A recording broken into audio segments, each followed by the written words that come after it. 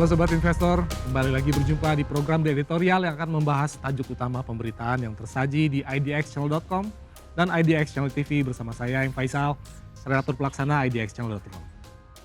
Ya Sobat Investor, bagaimana kabar Anda dalam menjalani tengah pekan ini? Bagaimana juga kondisi deretan portofolio koleksi Anda di tengah kuatnya tekanan yang ada di pasar? Sudah dilegokah demi mengantisipasi pelemahan lebih dalam atau justru Anda genggam kuat agar nominal potensial loss bisa diantisipasi dan tidak benar-benar terwujud menjadi loss?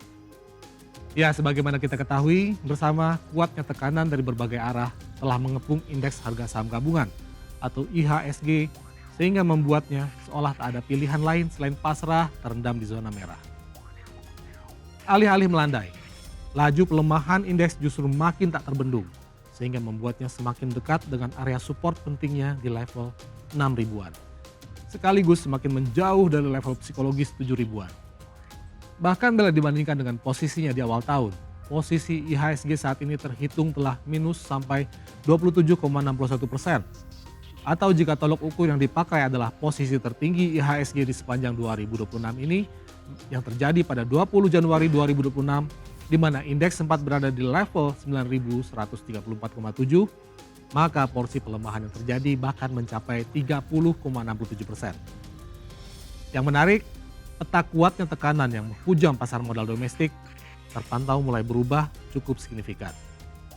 Sebelumnya, sentimen yang paling kuat menekan indeks datang dari hasil rebalancing dari Morgan Stanley Capital International atau MSCI, serta keputusan penghapusan saham-saham Indonesia oleh Financial Times Stock Exchange atau FTSE Russell terhadap deretan emiten yang masuk dalam kategori kepemilikan saham terkonsentrasi tinggi atau High Shareholding Concentration alias HSC mulai 22 Juni 2026 mendatang. Namun kini double hit dari lembaga indeks internasional itu seolah justru jadi sekadar sentimen penunjang saja dibanding tekanan utama yang malah datang dari ketidakpastian pasar atau uncertainty market yang membuat pelaku pasar baik domestik maupun luar negeri seperti kehilangan arah dan bimbang terkait langkah dan strategi apa yang tepat untuk dieksekusi dalam beberapa waktu ke depan. Ketidakpastian pasar tersebut diantaranya dipicu oleh belum juga melandainya ketegangan geopolitik yang terjadi di Selat Hormuz dan juga Kremlin yang membuat pasokan minyak mentah dan sumber energi lainnya jadi terganggu sehingga membuat harga komoditas laksana roller coaster yang tak kunjung menemukan garis finish.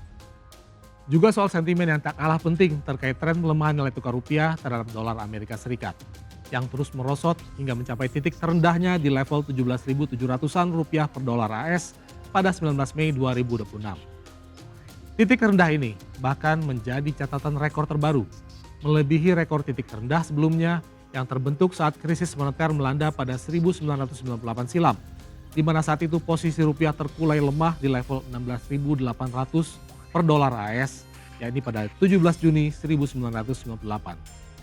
Keterpurukan rupiah ini menjadi tak terhindarkan lagi seiring dengan derasnya aliran dana keluar atau capital outflow yang terus terjadi dalam beberapa waktu terakhir. Namun yang membuat sebagian masyarakat mulai panik adalah sikap pemerintah yang oleh sejumlah pihak dinilai cukup lambat dan justru abai dengan perkembangan yang terjadi di pasar keuangan global. Ya, pasalnya hanya dalam beberapa pekan saja posisi nilai tukar rupiah telah merosot demikian tajam.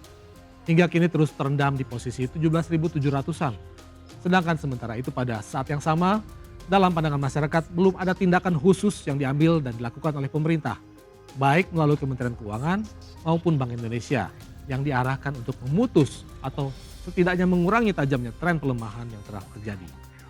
Karena itu dalam rapat bersama yang digelar oleh Dewan Perwakilan Rakyat bersama Bank Indonesia di Kompleks Parlemen Senayan, Jakarta Selatan pada Senin 18 Mei 2026 lalu, seorang anggota Dewan DPR RI, Primus Yustisio, sampai merasa perlu untuk secara terbuka mendorong Gubernur Bank Indonesia Peri Warjio untuk mundur dari jabatannya sebagai bentuk pertanggungjawaban atas pelemahan rupiah yang terjadi.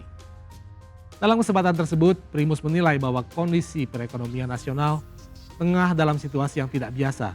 Karena di satu sisi porsi pertumbuhan ekonomi tercatat cukup baik. Namun di sisi lain, nilai tukar rupiah justru merosot tajam dan tak terbendung. Dalam pandangan Primus, hal tersebut bisa saja terjadi lantaran minimnya kepercayaan pasar terhadap regulator moneter tanah air. Yang dalam hal ini adalah Bank Indonesia Sehingga untuk mengatasi hal tersebut perlu pendekatan yang tidak biasa juga, yaitu dengan pergantian pucuk pimpinan Bank Indonesia agar lembaga negara tersebut bisa mendapatkan kembali kepercayaan dari para pelaku pasar global.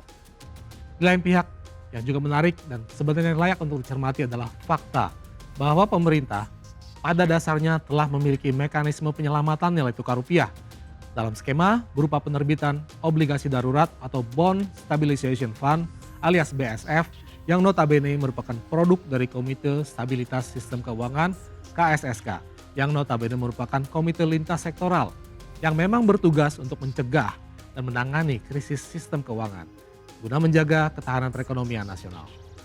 KSSK itu sendiri berisikan para perwakilan yang diutus oleh 4 lembaga utama di bidang perekonomian, yaitu dari unsur Kementerian Keuangan, unsur Bank Indonesia, unsur Otoritas Jasa Keuangan atau OJK, dan unsur Lembaga Penjamin Simpanan alias LPS. Dengan telah berisikan keempat lembaga utama tersebut, maka bisa disimpulkan bahwa setiap kebijakan apapun yang diambil oleh KSSK pada dasarnya sudah mewakili pertimbangan dari masing-masing dari keempat sektor tersebut. Namun dalam hal ini, Menteri Keuangan Purbaya Yudisadewa telah memastikan bahwa sejauh ini pemerintah belum berencana untuk mulai mengaktifkan skema BSF tersebut. Dengan pertimbangan bahwa langkah antisipasi masih bisa dilakukan lewat pendekatan lain sebelum dilaksanakannya penerbitan BSF sebagai senjata andalan yang tentu hanya akan dipakai saat kondisi yang ada sudah demikian buruk dan mengkhawatirkan. Meski begitu, tanpa adanya pelaksanaan BSF, Purbaya juga memastikan bahwa pihaknya sejauh ini telah menyerap surat berharga negara atau BSN di pasar obligasi dengan nilai kumulatif mencapai 600 miliar rupiah. Langkah menyerap SBN tersebut diakui Purbaya dilakukan dalam kondisi terpaksa demi menjaga stabilitas pasar obligasi, terutama dari sisi imbal hasil atau yield surat utang. Pada saat yang sama, Purbaya juga menyatakan bahwa pihaknya dapat mengintervensi pasar obligasi lewat 2 pendekatan, yaitu BSF atau masuk melalui cash management. Nantinya, jika dirasa sudah dibutuhkan, Purbaya mengaku bakal melibatkan pihak-pihak lain untuk menjalankan framework BSF. Termasuk diantaranya adalah PT Sarana Multi Infrastruktur atau SMI. Namun Purbaya mengklaim bahwa kondisi yang ada saat ini belum separah yang dibayangkan sebagian masyarakat. Sehingga mekanisme pelaksanaan BSF dinilai belum perlu untuk segera dilakukan. Jadi, bagaimana menurut Anda Sobat Investor? Apakah Anda sepakat dengan tolak ukur yang dibangun oleh Purbaya?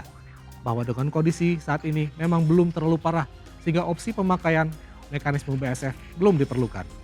Atau justru pemerintah seolah terlalu menganggap remeh keadaan dan sebenarnya opsi penerbitan BSF memang sudah perlu untuk segera dilaksanakan? Demikian program di editorial edisi kali ini, saya Faisal pamit undur diri. Pantau terus berita ekonomi, bisnis dan pasar modal hanya di IDX Channel TV, idxchannel.com dan media sosial IDX Channel. Sampai jumpa.